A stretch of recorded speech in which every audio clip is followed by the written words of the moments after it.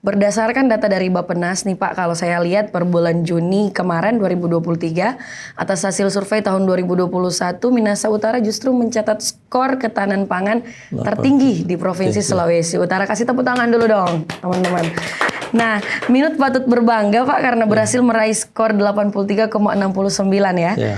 Nah, kira-kira dengan hasil yang diraih ini, apa strategi yang dilakukan Dinas Pangan untuk mempertahankan skor ketahanan pangan Minahasa Utara? Nah, strategi untuk mempertahankan ketahanan pangan yang sesuai dengan yang indeks ya.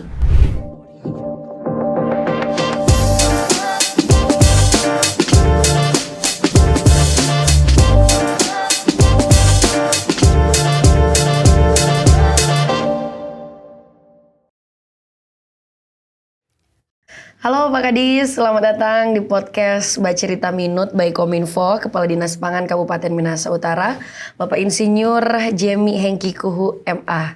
Pak Jemi, gimana kabarnya hari ini? Kabar baik, Ibu Tasya. Tetap semangat ya. Tetap semangat. Walaupun jadwal kerja hari ini padat. Iya. Tapi sebelumnya terima kasih ya sudah memberikan waktu untuk berbagi cerita dengan kita di Bacerita Minut hari ini. Karena anugerah Tuhan, pertolongan Tuhan, kita bisa ketemu di tempat ini. Luar biasa semangatnya Pak Kadis. Di sini Tasya dan masyarakat Minahasa Utara pada umumnya pengen tahu lebih banyak lagi Pak Kadis tentang Dinas Pangan, mengenai koridor kerjanya seperti apa, tugas fungsinya seperti apa. Mungkin masyarakat di Minahasa Utara banyak nih yang belum tahu detailsnya, lebih banyak kerja dan tugas fungsi dari Dinas Pangan itu seperti apa. Nah mungkin di awal boleh dijelaskan oleh Pak Kadis apa saja tugas pokok dan fungsi serta peran dari Dinas Pangan Kabupaten Minahasa Utara. Baiklah Tasya, saya akan menjelaskan bagaimana tupoksi dari Dinas Pangan Kabupaten Minahasa Utara. Nah tugas pokok Dinas Pangan adalah melaksanakan penyusunan dan pelaksanaan kebijakan, kebijakan daerah di bidang ketahanan pangan. Nah, serta tugas pembantuan yang menjadi kewenangan dari pemerintah daerah yang diserahkan oleh pemerintah pusat pada pemerintah daerah. Nah, kalau kita melihat berdasarkan tupoksi dari Dinas Pangan ini, kemudian kita kaitkan nih Pak dengan visi dan misi dari Bupati dan Wakil Bupati, Bapak JGKWL, apa saja kaitannya gitu, hubungannya antara visi dan misi ini dengan program unggulan yang dilaksanakan oleh Dinas Pangan Minahasa Utara. Oke, baiklah. Bagaimana hubungan antara visi dan misi dari Bupati dan Wakil Bupati Minahasa Utara dengan program unggulan?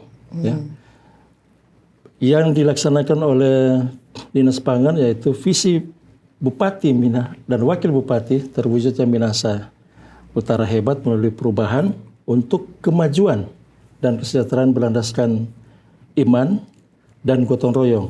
Nah, salah satu unsur penting dari visi Bupati yaitu kesejahteraan yang telah dituangkan ke dalam misi, yaitu misi pertama, yaitu meningkatkan kualitas sumber daya manusia atau SDM yang beriman, berkepribadian dan berbudaya gotong royong.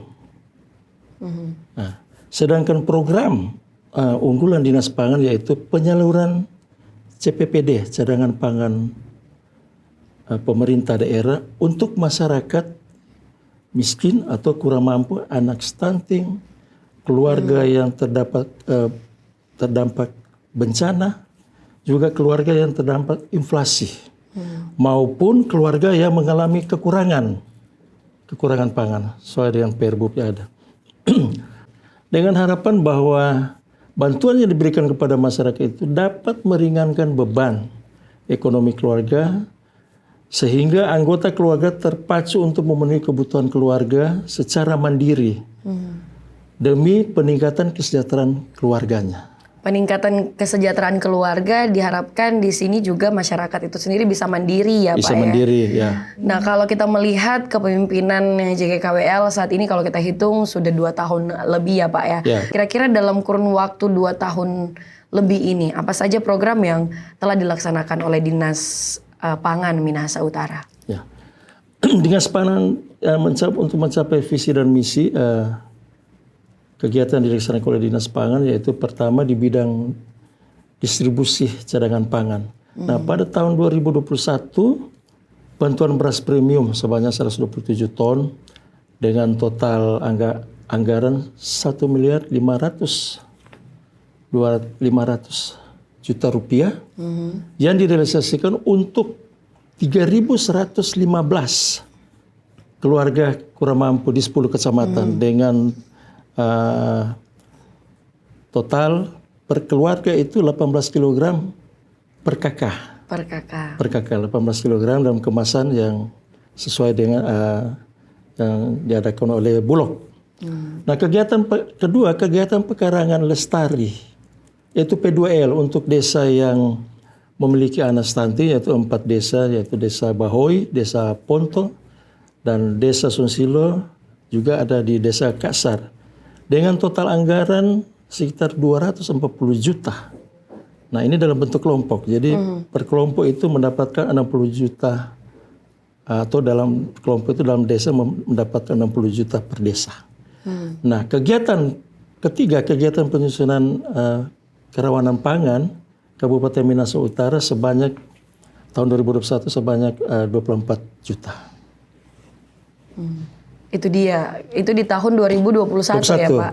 Nah, untuk tahun 2022 bantuan beras premium sebanyak 68 ton dengan total anggaran 874 juta sekian yang direalisasikan untuk 1.412 keluarga kurang mampu di 10 kecamatan. Nah, per kakak itu 18 kg.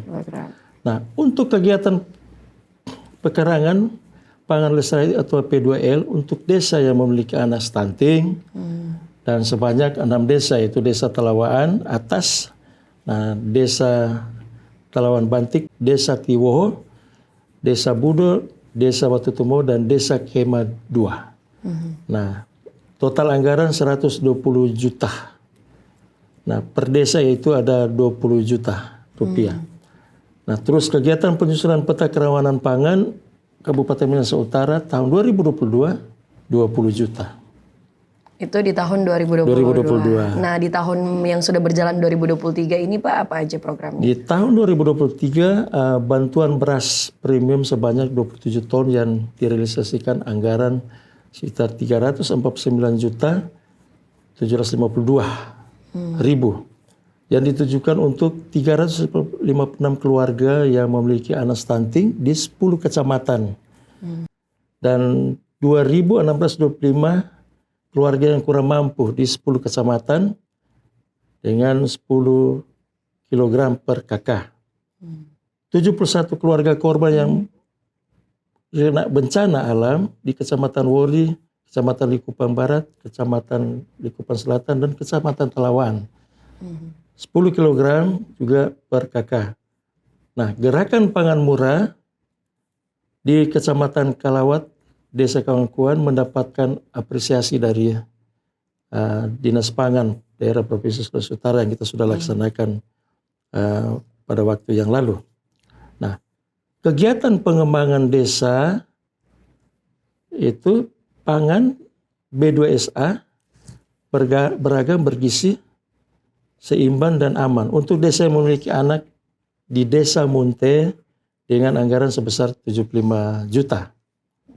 Nah, lanjut kegiatan penyusunan peta kerawanan Kabupaten Minahasa Utara pada tahun 2023 4.650.000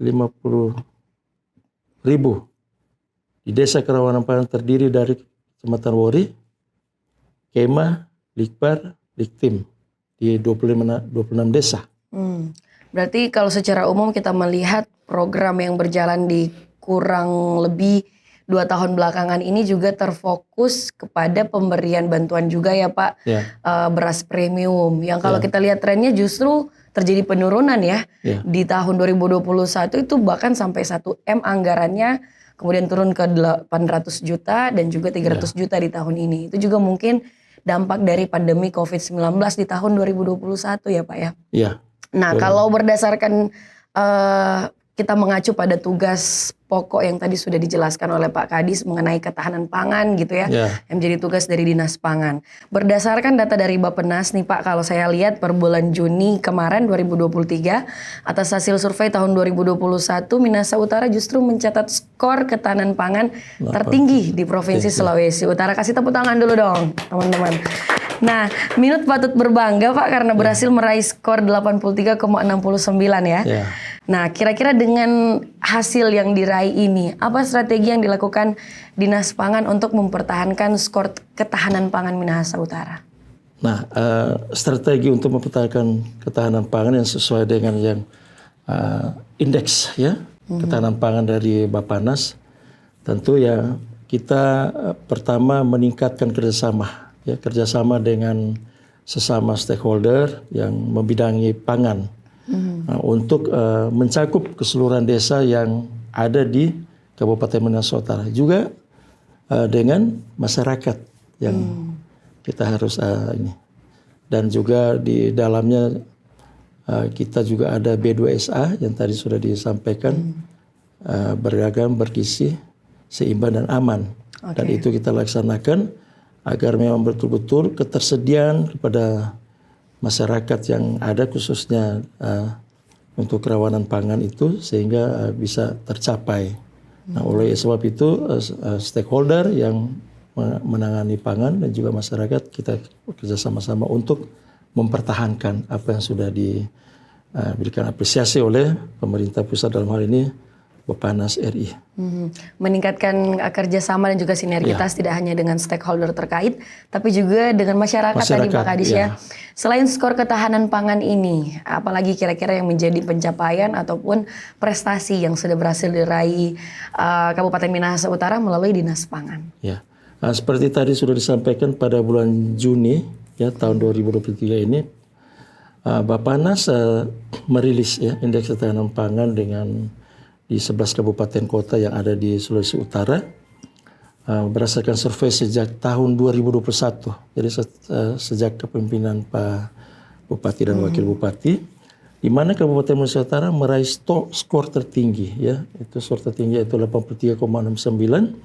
Nah, salah satu indikator yang dinilai adalah rasio konsumsi normatif ya, serta stok beras pemerintah, masyarakat, dan terhadap produksi jagung, juga ubi jalar, ubi kayu. Selain itu juga stok pemerintah Kabupaten Minahasa Utara yang telah diwujudkan dalam konsumsi pangan yang beragam tadi, beragam, bergizi, seimbang dan aman. Di mana tidak hanya tergantung pada konsumsi beras ya, dan terigu sebagai komoditi impor. Nah, tetapi sudah mulai diseimbangkan dengan konsumsi pangan lokal yang tadi sudah disampaikan bahwa pangan lokal yaitu umbi-umbian dan jagung. Nah, dalam mewujudkan ketahanan pangan ini yang juga tentunya sudah dijelaskan oleh Pak Kadis tadi di Kabupaten Minahasa Utara, biasanya ketika turun ke lapangan melakukan apa yang menjadi program khususnya pada bidang ketahanan pangan ini, apa saja kendala-kendala yang umumnya ditemui oleh Dinas Pangan, Pak? Baik, Tasya, bahwa pemerintah pusat dalam hal ini Bappenas telah memberikan bantuan pangan kepada masyarakat yang ada di Kabupaten Minahasa Utara, khususnya dari Bappenas ya, di mana tahap pertama yaitu pada bulan April, Mei, Juni itu ada 15.000 sekian PKH ya yang dan tahap kedua ada sekitar 13.000-an. Nah, nanti di bulan November ini ada juga untuk bantuan pangan dari pusat. Nah, salah satu kendala yang kita hadapi secara keseluruhan ya, termasuk CPP, beras pangan pemerintah dan juga CPPD, itu adalah mengontrol bantuan yang diberikan kepada masyarakat. Nah, sempat beredar kabar bahwa bantuan atau beras yang diterima itu mereka perjualbelikan Oh, oke. Oleh sebab itu ada kita, oknum berarti ya, Pak, ada juga oknum. Sebab itu kami adanya penguatan juga pada masyarakat dan juga yang penerima atau juga pada kecamatan sampai di desa bahwa agar meningkatkan pengawasan terhadap bantuan-bantuan yang telah ada, karena kita bekerja bersama-sama ya. Dan Bapak Bupati juga sudah beberapa kali menyampaikan beras yang ya bantuan ini ya harus digunakan sesuai dengan yang penerima dan harus boleh dikatakan harus mencapai harus sasaran mencapai yang sasaran, benar ya, Pak ya. Makan habislah bagi penerima karena sudah tercatat dalam PKH. Dari hasil pendampingan yang Bapak bilang tadi, ada tim yang turun langsung ke lapangan, begitu Pak. Ya. Terkait dengan isu ini kan juga masih isu ya, bukan berarti sudah benar begitu adanya. Dari pendampingan, apakah memang betul ditemukan ada bantuan yang diperjualbelikan atau? Jadi ada miskomunikasi. Miskomunikasi saja ya. Miskomunikasi, dan kami sudah menyampaikan, kami panggil ya untuk para penerima dan juga kumtua dan camat. Walaupun itu sudah ditindaklanjuti ya, bahwa apakah benar, dan kami hanya miskomunikasi, dan kami menyampaikan bahwa jangan sampai lagi terjadi ya, walaupun itu sampai ke tangan mereka, jangan sampai terjadi lagi miskomunikasi.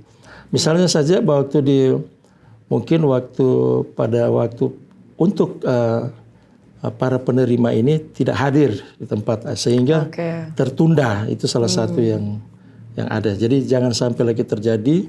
Begitu sudah dikumpulkan, masyarakat langsung dibagikan. Itu langsung disalurkan. Itulah fungsinya juga tim pendamping di lapangan, di desa-desa ya Pak ya. Dan tidak benar adanya, tidak terjadi, ini hanya sebatas isu aja begitu. Yang terjadi adalah miskomunikasi dari pihak pemerintah dan juga masyarakat dalam proses penyalurannya begitu ya Pak. Dan diharapkan juga ke depannya tidak ada lagi kejadian seperti ini. Tidak ada lagi miskomunikasi dalam penyaluran bantuan begitu ya Pak. Kalau dari internal Dinas Pangan sendiri ada kendala nggak, misalkan SDM-nya? Saya kira tidak ada masalah sejak tahun 2021, karena SOP-nya tentu dari masyarakat, tentu ada sudah ada yang mereka harus isi daftar nama ya, diusulkan dari desa dan diketuai oleh camat.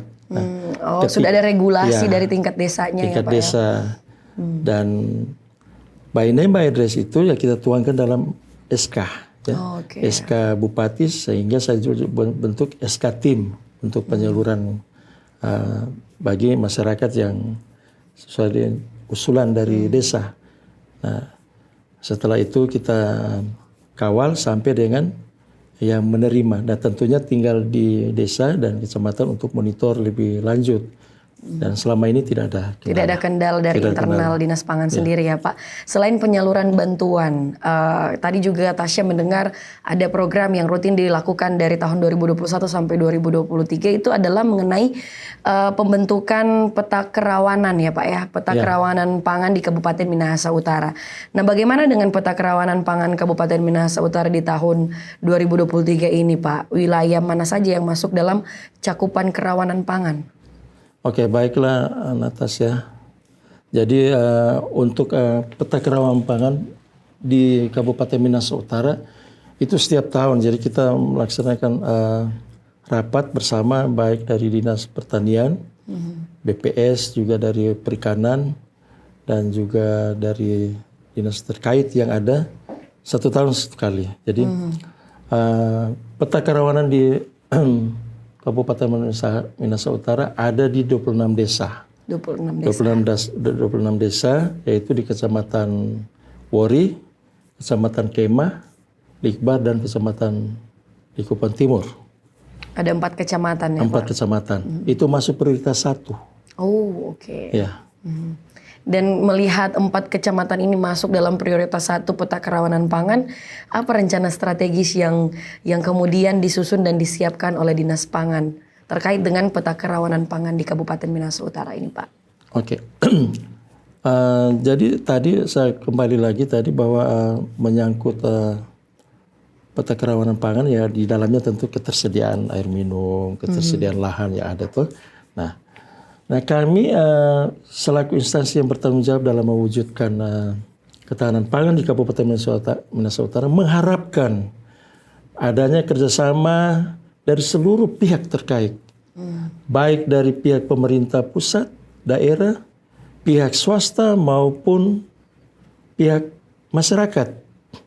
Nah, Minahasa Utara hebat tidak akan terwujud tanpa terciptanya ketahanan pangan di masyarakat. Nah, ketahanan pangan tidak hanya cukup dilihat dari segi kuantitas atau dari jumlah pangan yang cukup, tetapi juga dari segi kualitas, yaitu pangan beragam, bergizi seimbang dan aman untuk dikonsumsi oleh masyarakat. Minahasa Utara hebat tidak akan tercipta tanpa ketahanan pangan ya Pak. Ketahanan pangan. Jadi benar-benar ketahanan pangan ini sangat memberikan dampak yang signifikan dalam pembangunan Kabupaten Minahasa Utara yang lebih sejahtera begitu ya Pak.